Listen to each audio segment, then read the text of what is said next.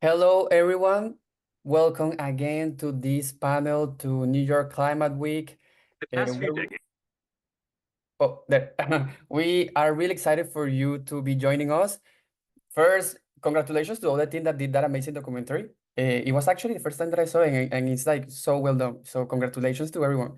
I think it's so important to listen firsthand the realities of the people that are experiencing in the ground the effects of climate change in terms of human mobility and forced displacement. Again, welcome. We encourage everyone to keep introducing yourself if you haven't to. In the chat, you can tell us where you're connecting from, which organization. Let me start by introducing myself. My name is Alejandro. I'm from Colombia/Venezuela, currently based in Washington, D.C., but currently right now, as probably some of you in New York for Climate Week. Thank you again for connecting. My background is as a climate advocate, also as a climate consultant, working on climate mobility issues, or working on making sure that people understand the effects of climate in forced displacement. And today we're going to have an amazing panel, and I invite my our guests to join the session today and to turn on their camera. First, we have Fernanda Bedoya, the director of El Derecho a No Obedecer, or the Right to Not Obey, a project of Otra Parte Corporation based in Colombia. Hi, Fer. Second, we have Helena Olea, the deputy director for projects of Alianza Américas. Hello, Helena. Hello, Alejandro. Thank you for the invitation. Of course. And then we have Amali Tower. Amali is the founder and director of Climate Refugees. Hello, Amali. Hello, nice to be here. Thank you. Thank you so much, the three of you, for joining us. We are really excited for the different perspectives that you bring to the table when we're talking about climate displacement. And we're going to get right into it. I'm curious to understand, after watching the documentary, what are your first impressions? What are your first feelings? And could you share a bit more on the work that you and your organization are doing around climate mobility? Like that match between how you felt and how that connects to what inspired you to do your work. And if it's okay for you, I'm going to start with Amali, then do Elena, and then Fer. Sure. Thank you so much to all the conveners of this film and this webinar for having us all together and for inviting climate refugees. So I think my first impressions are what I hope a lot of us collectively viewed together realize that this is actually a very classic example of forced migration. One second, please. Zoom is asking me to do something here. Okay. Yeah, I think we need to be really clear that, we're using the term climate mobility. I think it's also in the event explanation. But what you heard people describe is can only be understood as forced migration, right? What you heard were things like, how is climate intersecting with issues of land rights, with economics? If you're poor, for example, in these countries, especially in the dry corridor, which is the economic backbone of Central America, it's about a third of the collective economy, right? If you're indigenous, if you have faced the historical repression and oppression of people on the basis of their indigeneity, it means you don't really have any land rights. It means that you're also susceptible to land grabs. It means that your poverty, your individual poverty, your position in the country is actually about 10% higher than the national average for Guatemala or Honduras or Nicaragua, all of these countries. It means, how does climate change intersect with underdevelopment, with the particular human rights impacts that you may be facing because you're Garifuna, for example. You might be Black and don't even constitutionally have the same rights as someone who is more, shall we say, Latin American. So you can see that I'm bringing up a lot of issues that need to be understood in the context of climate change. So when we talk about climate justice and migrant justice, it's not enough to just advocate for regulatory pathways or this terminology that is incredibly sanitized, regular and irregular pathways. What we have to recognize is that people are being forced out of their homes. And if migration is a human right, then we need to be working at the very beginning of ensuring the right to stay. So that means fair trade policies, fair economic policies. We're talking about what can the United States and regional partners in the Americas do to support communities who have a right to stay in their homes. It's then understanding on this side, if you are forced to migrate and you are in situations that are uninhabitable, what does the global north, what does the United States, Canada, everybody in the Americas, right, have as a responsibility to support communities where migration might be forced or migration might be even a means of adaptation. It can also mean relocation. There's so much more I can say, but I will stop there and let all my colleagues weigh in as well. Thank you. Thank you, Amali, of course. And I want to add that for the next question, please you add a bit more on the work the amazing work that Climate Refugees is doing, because I know there's also some amazing storytelling efforts there to actually document what is happening on the ground. But we're gonna go with you, Helena. Also, a quick parenthesis, if you have questions, please ask your questions on the chat. We're gonna review the questions in the last part of the panel in the Q&A, but we have someone in the team that is going to be collecting the questions, so please feel free to ask questions, to comment. That is super important for us. Now we're going with you, Helena. Also, from the point of view of Alianza Américas, how are you seeing this on the ground, and how does this connect with the work that you and the organization are doing? Thank you, Alejandro. I think that the documentary is very important because climate change is having a devastating impact in Central America and in Mexico, and that seems to be unnoticed. So I think images are very powerful, and they are an opportunity to educate and sensitize more audiences about the situation. So I think it's important to underscore that there are sudden onset events like the hurricanes that are mentioned or were mentioned in the documentary, and of course flooding. But there are also slow onset events as coastal erosion, which was mentioned, and drought, and that is part of the very challenging situation of Central America that I think sometimes gets lost in the news. I think it's important to underscore that a lot could be done in terms of prevention. If you listen carefully to the documentary, what we are hearing is that people were not aware that they should evacuate. And few reports that were done after hurricanes Eta and Iota, particularly one by La Ruta Campesina, showed that people didn't know they should evacuate. Were there shelters? Were there governmental sites where they could come to protect their own lives? That is out of the question. And then we look into the losses, the material losses of people living in conditions of poverty. And I think we also need to underscore that. It's very sad when you hear testimonies such as, we're used to this. Every single year there's flooding and we lose the few possessions we have. So I think that's another important element to underscore here. There are other things that the documentary isn't, of course, because it's short, it's not able to look onto, but are these people with full title of their land, or are they merely possessing or occupying lands? Because we also have to be familiar with the struggle for land ownership for many of these communities. Also, in many cases, fighting for their territories against extractivist projects, many mining and other corporations, which are not only damaging the environment, but are also expelling the communities. So this is indeed, like, as that common expression is used, as a perfect storm that hits on them all. So we have the absence of government, we have the absence of prevention, and even of humanitarian assistance. So private actors have to come in, foundations, local organizations, even UN agencies, to fill that vacuum from the state action and help the communities. Alianza Américas is a network of migrant-led organizations from Latin America and the Caribbean. Immediately after Hurricanes Eta and Iota, we stepped in to do a fundraising because we understood and we knew that there would be humanitarian needs at that moment, and that addressing those needs, it was really makes a difference.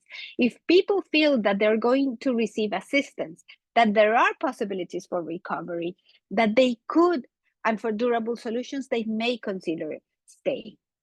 So I think that the documentary describes migration as an alternative. I would underscore that sometimes it's the only alternative. It's not a choice, but it's the only survival skill that people have. And it's very important to underscore then that migration in many cases is a form of adaptation to the impact of climate change. And really following on what Amali was saying, it's very important then to ask ourselves, what possibilities did these families and these individuals have? Where would they be welcomed? How were they received? And the documentary briefly touches on the case of the impact of hurricanes Eta and Iota, and the fact that there was this massive caravan that was stopped in Mexico. And this is, of course, not a very challenging situation in which many people end up trying to fend for themselves. Some are able to succeed, some are not. But ultimately, the real challenge is that there is not a solution, a pathway for them. And that's what we continue to struggle, to identify and acknowledge the protection needs that these individuals have, and to work simultaneously, creating the conditions to ensure the right to stay, but when staying is not possible, to ensure dignified movement. And that's precisely the advocacy work that we do. As I said, we have this transnational perspective, so we're interested in seeing what can be done at the countries of origin, but also what can be done in the countries en route. Mexico plays a key role in the case of the exodus from Central America, and we have to keep this in mind. And finally, the country of destination, which for the majority is the United States. Thank you. Thank you so much, Helena. And I must disclose, like, I'm something that I've been thinking over the past two interventions is that you don't get to listen a lot of panels talking about climate mobility, where the people talking are people that are actually on the ground, that have been there, that there is so much conversation around climate mobility on the very like international policy level, which is fundamental, and we need to have those conversations, but we also need to have this. I think there are things that have been mentioned that get lost when you're talking more broad into like regional policy, UN level, which particularly for folks that I know today are going to do both, are going to be having both conversations. Key to remember phrases that have been said by Helena and Amali, understanding, for example, that migration sometimes an adaptation strategy. That is key. Like understanding that that people have a right to stay. Like there are key things here that I think is very important for us to continue deepening. Like I wanted to say profundizar, but I don't know how to translate that into English, but let's say deepening.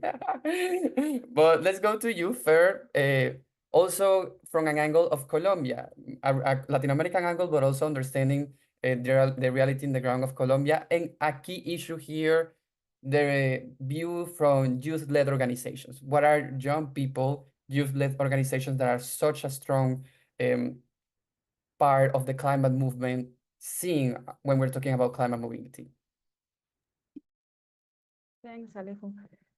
This is my fourth time watching the documentary, so and I am struck by different aspects. And this time, I am amazed by the resilience of the central communities, because it reminds me of my first trip to a Central American country, Honduras, where I thought this region has much to teach South America about resilience to the climate crisis.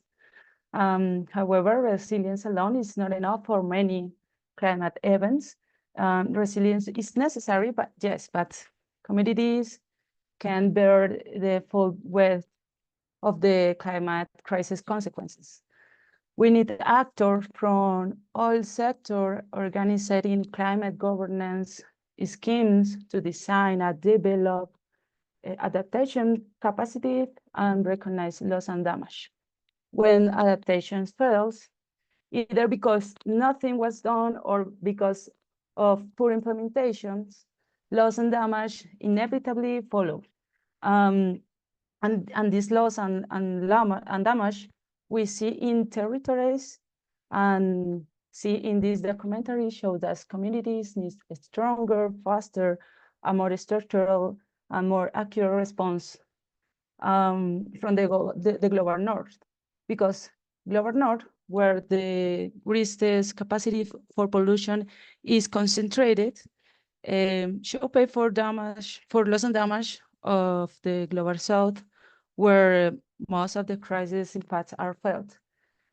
Watching the documentary for the fourth time, it not only generates concerns and need for action, but also makes me proud of all the teams and Elias who made it possible, thanks to Spanish in Philanthropy, American Friends Service Committee, Equipo de Reflexión, Investigación y Comunicación, y Ayuda en Acción, and El Derecho, No Obedecer, as well as the other organization working daily on this issue.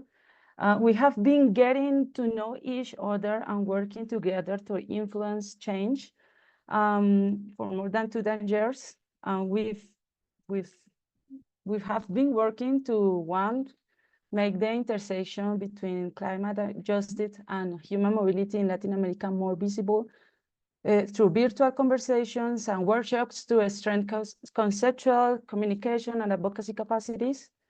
To develop face-to-face meetings where we bring together leaders from grassroots communities, social organization, collective, and academia, and cooperation to diagnose what's happening in the regions and design the first plans to make climate and migration just a reality. Finally, strengthen community capacity directly with humanitarian assistance and medium long-term processes. So as you said, Alejandro, we work at El Derecho, No Obedecer, is a youth-led advocacy platform that aims to empower the civic participation of women and young people in Colombia and Peru. And we are working every day to make more visible the intersections by social media, in social media, and in the conversation that in different conversations with different actors from different sectors, that they need to know what it is, this intersection, and how can we manage it. Thank you, Fer. And I think you mentioned some key points here that I would like to also debrief more in the second question. We're talking about how do we make more clear and more explicit the connection between human mobility and climate justice. So we actually continue on that route. Our next question for all of the panelists is, what is missing? How can we make more visible and more explicit the connection between human mobility and climate justice? And how can we raise awareness about this relationship? And I want to underscore here that something that is, I think, just starting, which is great, is that we're seeing folks from the climate justice movement and folks from the human mobility or migration justice movement starting to connect more. I don't think that is like something small. I think that's like a huge accomplishment. Like coming back from 4 years of being part of the migration justice movement, but also having a foot on the climate justice movement. These are very different. I mean, the migration justice movement tends to be a bit, I don't want to use the word older, but let's say less youth oriented. Is a bit more technical. Um, but the climate justice movement tends to be either more like technical or a lot of like young people. How are we bringing these two silos together? It's two ecosystems, and we're trying to create a new one that is not only UN level. And here you can see a bunch of civil society organizations from Latin America that are doing exactly that, like filling that gap. But there are things that are missing, and we're gonna start with you, Elena. What is missing? What can we do to make that more visible? And I also want to ask for each of you in your respective countries and region, let's say South America, Central America, the US, the global north, is there is a difference. Like you see that there is a clearer connection in your home country versus in this region versus in general. And we start with you, Elena.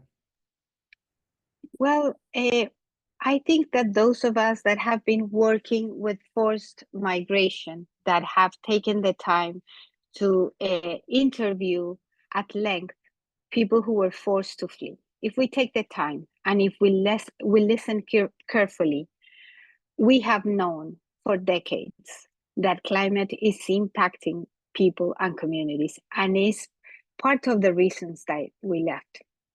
Even if we look at the United States and we think of temporary protective status, there are individuals who have been with temporary protective status in the US for over 20 years as a result of Hurricane Mitch in Honduras.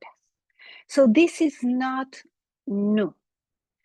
What we have failed is to connect more the dots, but people who have been working on migration and on forced migration, on asylum, understand that not everyone is forced to leave as a result of individual persecution, but that in many cases there are situations that simply make life impossible.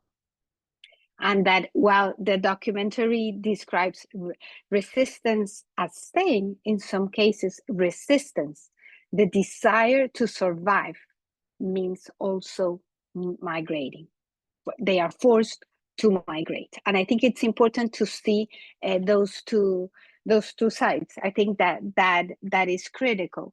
I would like to underscore that in terms of how that connection is more explicit, we have to name it more. We have to make sure that we are asking the right questions when we are meeting and interviewing people and communities. We have been forced into these very limiting categories, such as refugees. And so we're looking for the element of individual persecution. And when individuals start to describe the impact of climate in their livelihoods, in their homes, we disregard those questions because we think that makes them an economic migrant, and we think that's always voluntary. And I think that's really what we have to slash down in this conversation. We have to understand that people lose their homes, lose their livelihoods, and they are forced to migrate. So that, in my view, is kind of part of the challenge. Something that I think is promising, at least in Latin America and the Caribbean, is the Cartagena Declaration. 40 years ago, countries of the region acknowledged that in many cases, people are forced to flee as a result of situations or conditions, and that it's important to grant them some form of protection. And that was what the Cartagena Declaration has meant, and that has been the amplified definition of who is the refugee, which is incorporated into the legislation of 15 countries in the region. That, to me, is promising. We, of course, have much more work to do. We need that expanded definition be included in more countries, and that we learn to ask the questions, and that we can understand that climate change can be included within the expanded Cartagena Declaration. That, to me, is a path.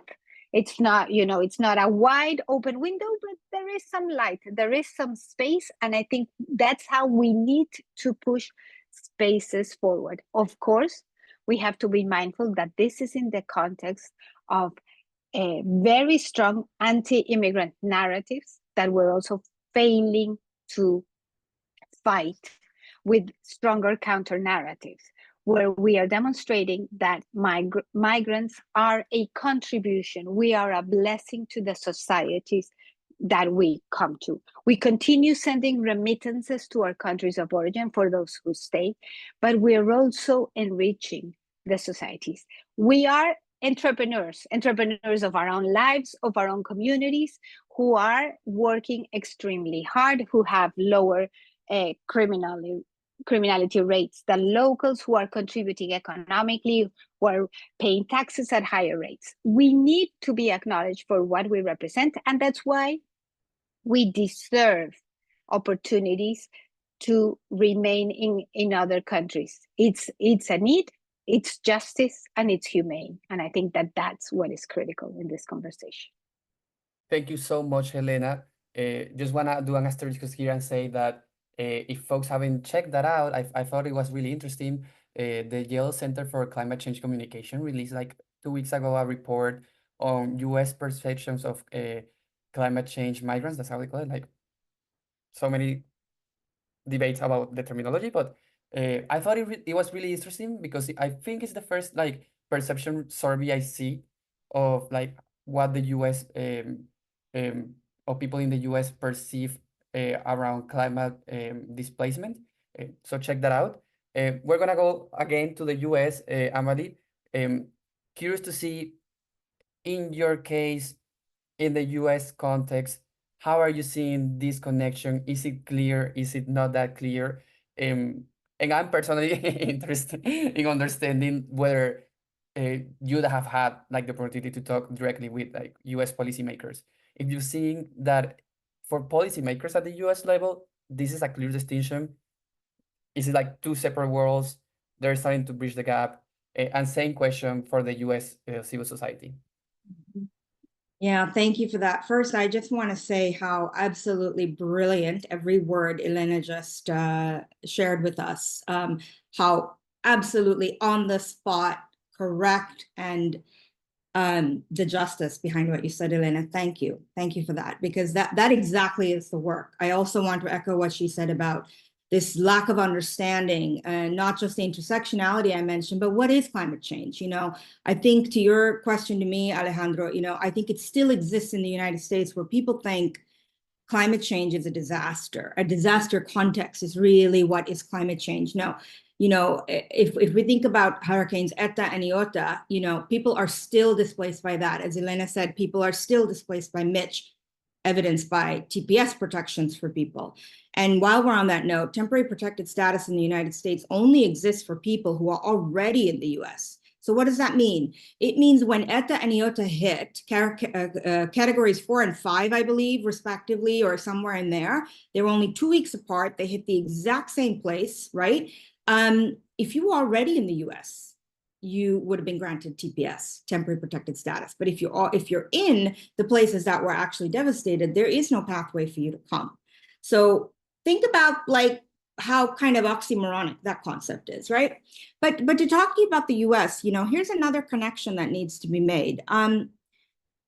Because people don't understand that there has been a drought that's over 10 years long in the dry corridor, because they don't understand that these are largely indigenous communities who are farmers, who have no land rights, who are also dealing with the effects of neoliberal economic trade policies, i.e. CAFTA, which by and large positively positions the United States and Canada far more than it does our Central American, you know, counterparts. To say nothing of NAFTA and Mexico, you have to then understand that, you know, when people do come in these so-called caravans to the US southern border, there's a lack of understanding amongst asylum officers to exactly what Elena said. They don't understand that, you know, maybe it's going to be not even the second, but the third and fourth instance of sharing as to why have you come to the United States? You know, there's what's called a credible fear interview, right? And what that means is that's that 5 grounds that Helena was talking about. They want to know, do you have a well-founded fear of persecution on the basis of race, religion, nationality, political opinion, or membership in a particular social group? You know, and notice how climate change doesn't exist in there. And it's a whole other webinar to talk about how out of date the international system is as a whole. both the Refugee Convention, our international financial architecture, when you think of the Bretton Woods institutions, and all of these things are informed by World War II, and were primarily for people, if you think about the Refugee Convention, people who were fleeing Europe. And initially, it was only supposed to support Europeans fleeing World War II. And in 1967, we had an additional protocol that allowed you to have a more expansive definition for people who didn't just originate from Europe. Why? We also had new states forming because it was the post-colonial period.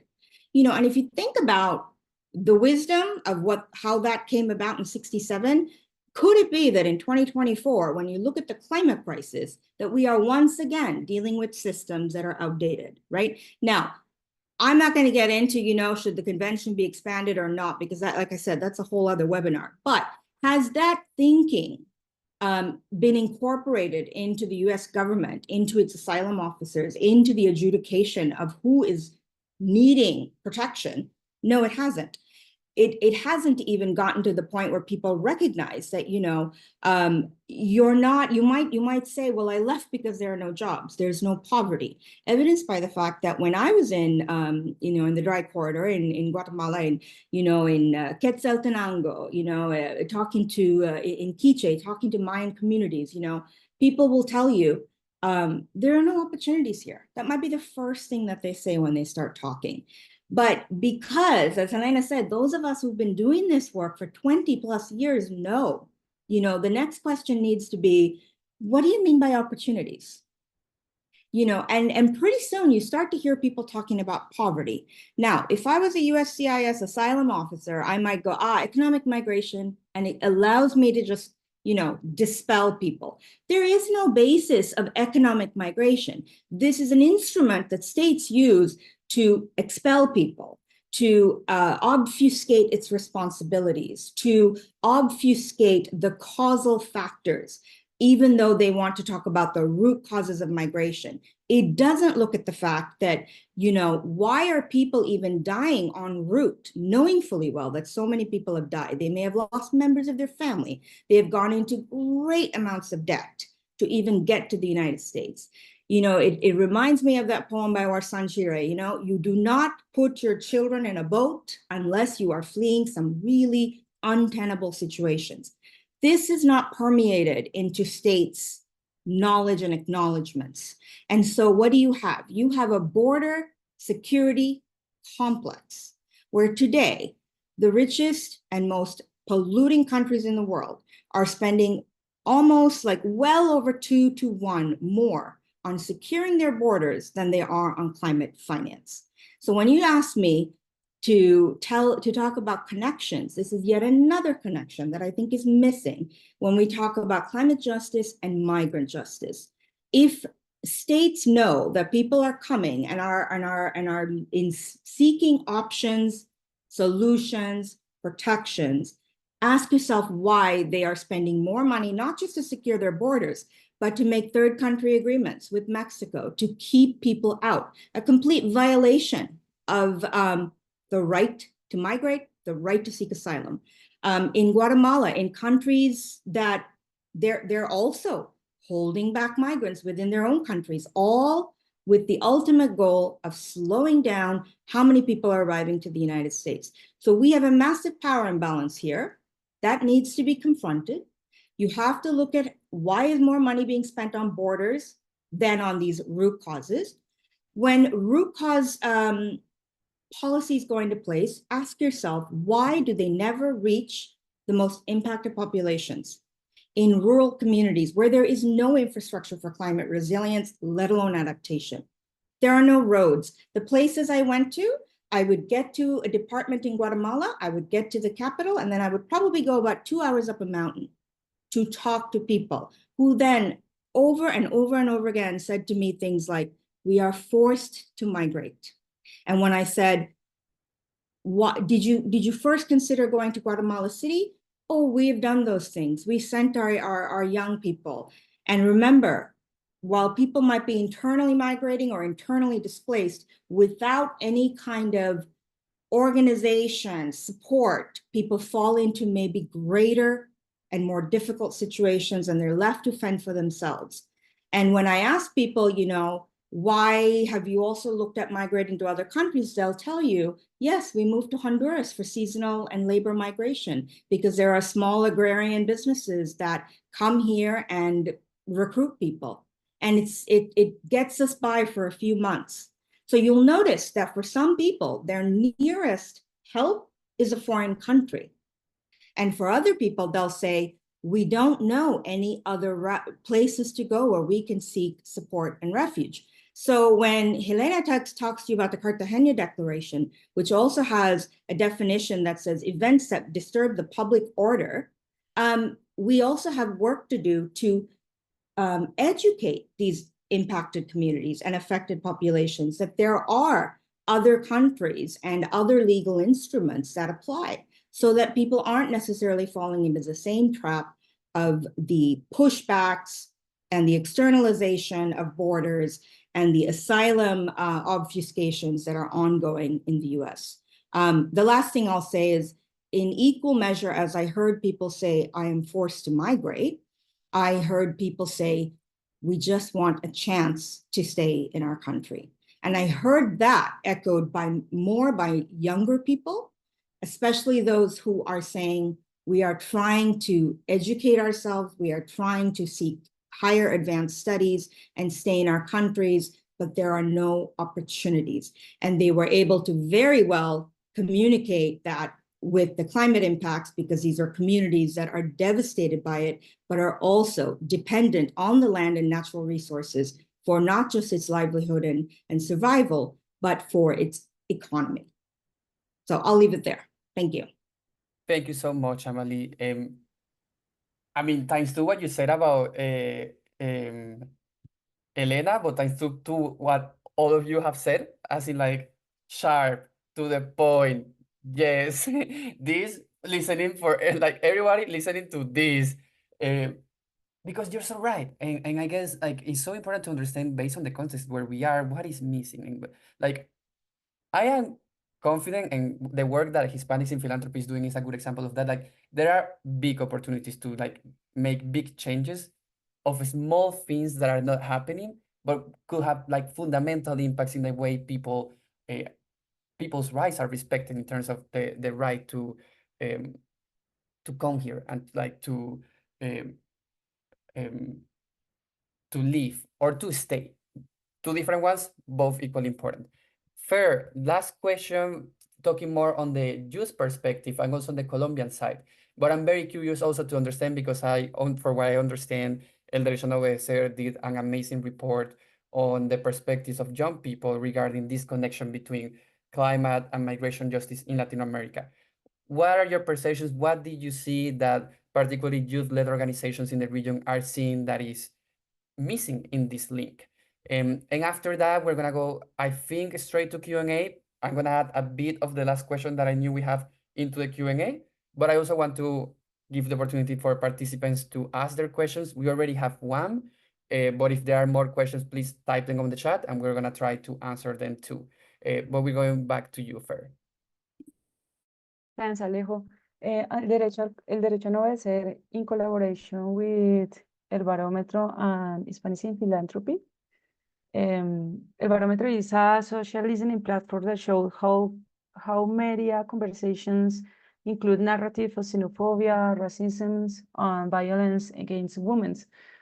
We will soon publish a report on the narrative in some Latin American countries about these intersections.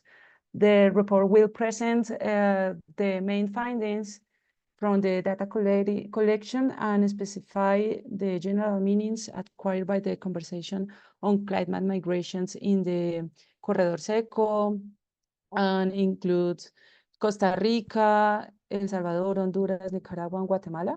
And it will also include analysis of Colombia, Mexico, and Brazil. So we invite you to keep your eyes on the social medias of El Barómetro, El Derecho No Obedecer, and HIP to learn about the report. This report analyzed and showed us which narrative were most repeated in the last 2 years. And I was surprised that Colombia and Puerto Rico had more conversation peaks than other countries on the, or like the El Corredor Seco. I was also intrigued that the most repeated words in the analyzed countries include families, millions of people, climate displacement, climate refugees, evacuation and protection, among others. Don't miss the report that we will publish in the coming days. It will provide information to help us prepare and understand the level of the conversation in each country. And it will help us understand what actions we need to take together and as a region regarding the terminology of like climate refugees, climate displacement person, or climate migrants. Finally, we need, I want to say that we need resource to continue our work. You may be tired of hearing this. Yes, we're tired of saying it too. But funding for climate and migration initiatives it's so hard, and it's becoming increasingly challenging to secure resources for work at these intersections. And finally, I want to say one thing more, because we need to promote empathy as political emotions, because many people think this isn't a problem that impacts their life, but increasingly, medium and large cities are feeling the effects of the climate crisis. So many are now considering migration as a way to live better. So migration is an adaptation measure to the climate crisis. Yet it's not recognized as such under international standards. This means we need to be more international, regional, national, and local advocacy space to raise awareness among us, among all of us. Thank you so much, Fer. We're gonna make sure that also, folks, we're gonna receive after this panel the recording of the webinar, the recording of the documentary, but also access to documents and reports that Alianza Américas, el Derecho, No Obedecer, and Climate Refugees have done. So you can access all these links that we have talked today. So don't rush on copying them, but also feel free to copy them because we have also shared them on the chat. And I wanna say something that I find critical in what you just said, Fer, before we go to the Q&A, and then we're gonna have 1.5 minutes more or less for answering the questions. It's gonna be like short answers from our panelists, but it's also understanding that we have climate migration displacement almost everywhere. If you're here in New York for Climate Week, you just need to go to Red Hook in Brooklyn, and you're gonna have a whole community that was displaced here in New York that still hasn't been completely like their needs hasn't been answered and fulfilled since well, my God, what's the name of the hurricane? Amali, maybe you got me the Sandy. Sandy, since Sandy, exactly. When you go to Red Hook, also understand it's led to a lot of gentrification, which also pushes people out. Exactly. It's the interconnection of all of these things, which again makes the issue complex, but not unsolvable. What we need to make sure is that this is not an unsolvable problem. We want to solve it. We just need to close the silos. We have 2 questions here. Okay, so I'm gonna use the first one from both are from Steven. Thank you, Steven. I'm gonna shorten a little bit and expand them. We have had, or we're going to have, recent change in governments, in our different governments. In Guatemala, next in the US in a couple of months. And in Colombia, we had one in the last 2 years, and we're going to have COP in Colombia also for biodiversity. How are you seeing the changes in these governments? Do you think that could affect the way we're talking about climate and migration justice and climate mobility? That is like a short answer per each one of you. Like, let's do 1 minute, very localized, as in US for Amali, Honduras, Guatemala for Helena, and Fer for Colombia. Like, have you seen any changes due to changes in government, or you expect any changes in these specific policies? We're gonna start with Helena for the case of Central America. Thank you. I think it's a critical question. It's from 4 years from Hurricane Zeta and Iota. So it is very important to ask ourselves what has changed.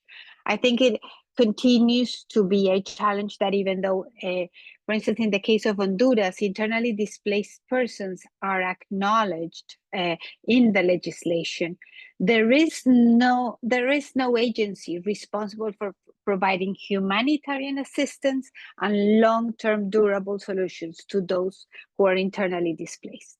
And in many cases, that is how international migration begins. It's the absence of a local response. In other countries, there have been discussions about legislation, but the legislation has not been approved by Congress. So I don't think that there has been enough done in terms of acknowledging that there is internal displacement, much less in terms of prevention and preparation, both for onset disasters, but also for slow onset disasters. Sudden onset disasters demand a certain type of preparation. For the others, there is not. And I think that we have not seen that.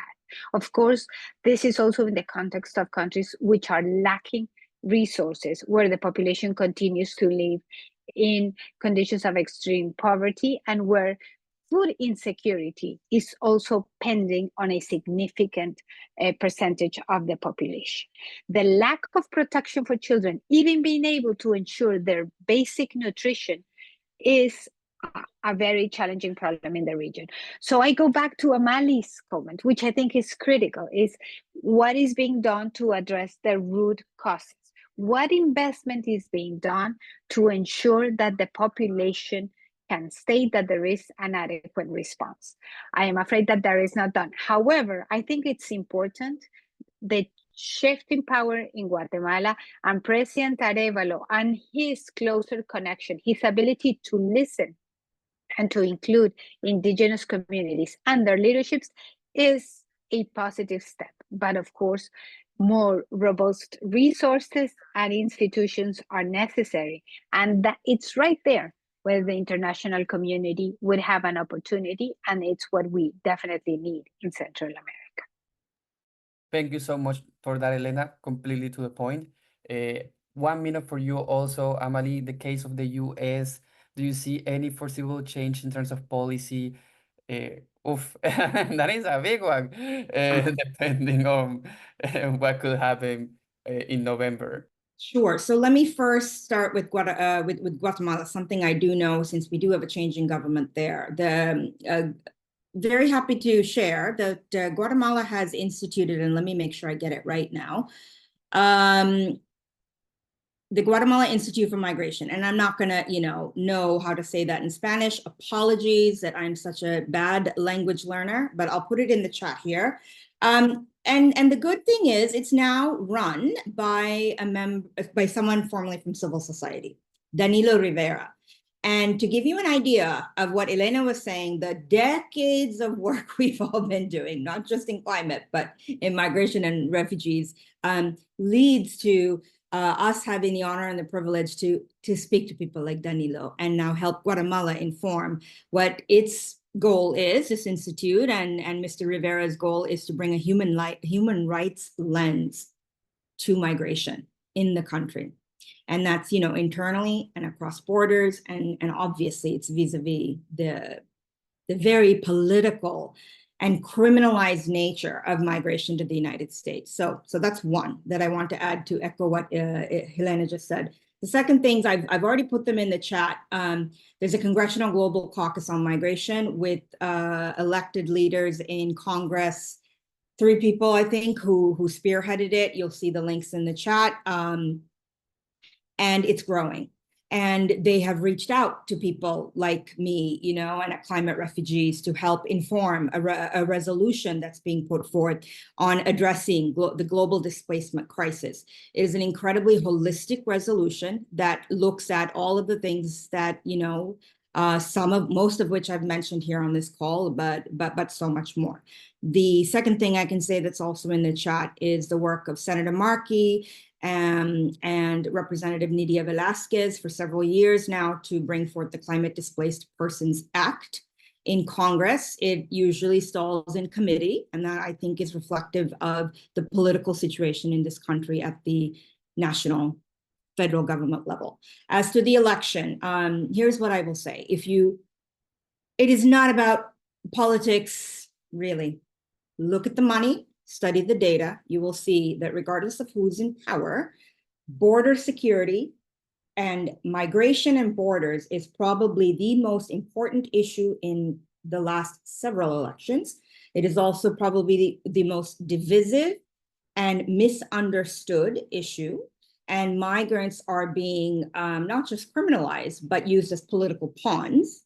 And I challenge any American who doesn't know this to ask yourself, why don't you know it? And why don't you care enough to question anybody running and all your electeds to understand that there is no difference based on who's in power. This is not a Republican or a Democratic issue. In quite the opposite, in fact. Right now, even with the Biden administration, border security has increased, the border wall has grown, more money is put into the militarization of borders and the criminalization of migrants. This should offend every human being. And so I invite anybody listening to get involved and bring 5 other people with you, because that's how you change society. I'm not gonna say anything. I'm just gonna do this because we have 3 minutes. I can like, I agree. Fer, you are in charge of closing us. I mean, I have to do like 30 seconds after we finish, so 1 minute. But also the case of Colombia after President Petro, but also Colombia that is hosting now COP. Have you seen any developments, particularly for this COP in Colombia and Cali? The conversation about climate mobility changing, increasing, being more aware in the country?